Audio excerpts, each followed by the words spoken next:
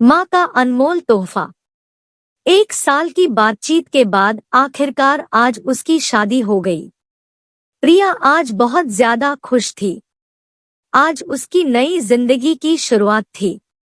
अब शादी की सभी रस्में खत्म हो गई थी और अंत में एक रिसेप्शन पार्टी रखी गई थी। उन्हें शादी में कीमती से कीमती तोहफे मिले थे, पर माँ ने कुछ अलग ही तोहफा प्रिया को दिया था। माँ ने प्रिया को एक बैंक की पासबुक दी और कहा, बेटा, यह सेविंग अकाउंट मैंने तुम्हारे नाम से खोला है और उसमें 1 लाख रुपए जमा कर दिए हैं। माँ ने आगे कहा, बेटी, यह पासबुक को लो और इसे भी अपनी शादी की उन अच्छी यादों की तरह रखो जो तुम्हें जिंदगी भर के लिए याद रहेगी।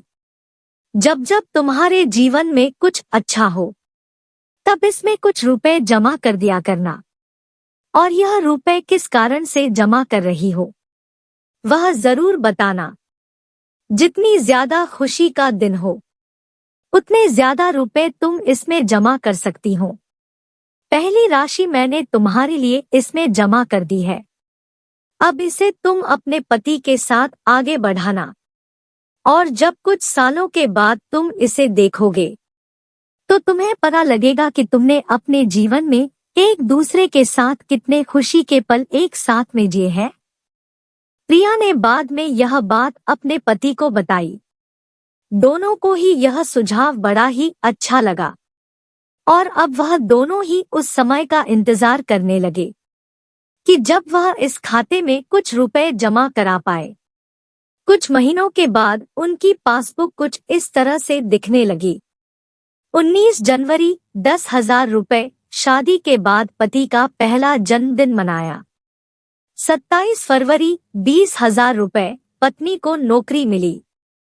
25 मई 20,000 रुपए। वेकेशन मनाया शिमला में।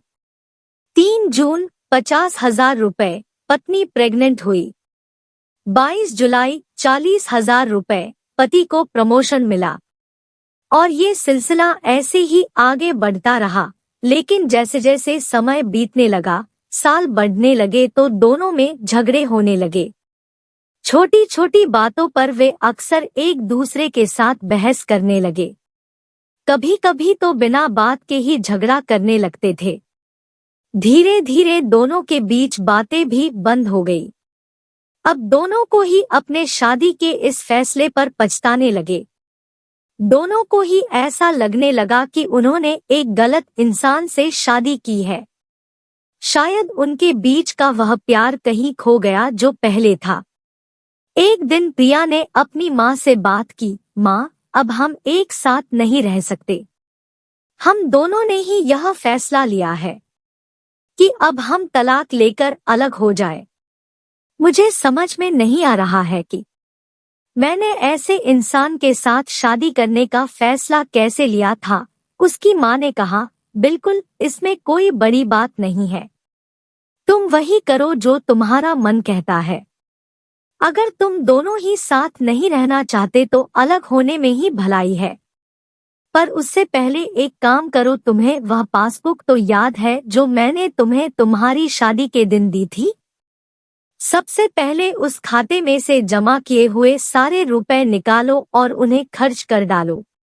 तुम्हें ऐसी कमजोर शादी की कोई भी याद को नहीं रखना चाहिए। प्रिया भी अपने माँ की बात से सहमत थी, इसलिए अब वह वहां से सीधे बैंक चली गई और बैंक में लाइन में लग गई ताकि वह उस खाते को बंद करवा सके।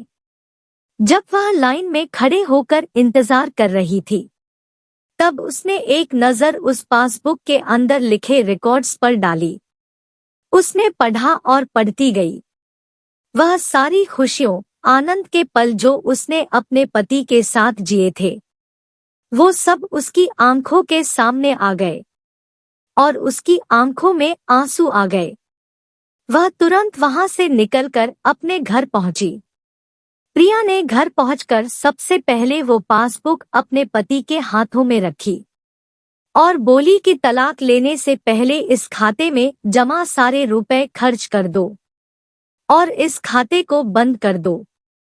अगले दिन पति बैंक गया और खाता बंद कराने के लिए लाइन में लगा। जब वह लाइन में अपना नंबर आने का इंतजार कर रहा था, उसने एक नजर उस पासबुक पर डाली। उसने पासबुक के अंदर लिखे सारे रिकॉर्ड्स को पढ़ा और पढ़ते ही गया। बीते सालों में अपनी पत्नी के साथ जिए हुए वह खुशियों के पल, वह सुंदर यादें, वह प्यार के पल उसके नजरों के सामने आने लगे। थोड़ी देर के बाद वह भी बैंक से निकला और सीधे घर पहुंचा। घर पहुंचकर पासबुक उसने प्रिया के हाथ में रख दी। प्रिया ने जब उस पासबुक को खोलकर देखा तो उसमें एक नई एंट्री 10 लाख रुपए की थी और उसके कारण के रूप में लिखा था, यह वह दिन है जब मुझे यह एहसास हुआ कि मैं तुमसे कितना प्यार करता हूँ और यह भी कि तुमने मेरी जिंदगी में कितनी खुशियाँ दी है। अब वह दोनों एक दूसरे के गले लगकर खूब रोए और उन्होंने फिर से उस पासबुक को संभालकर तिजोरी में रख दिया।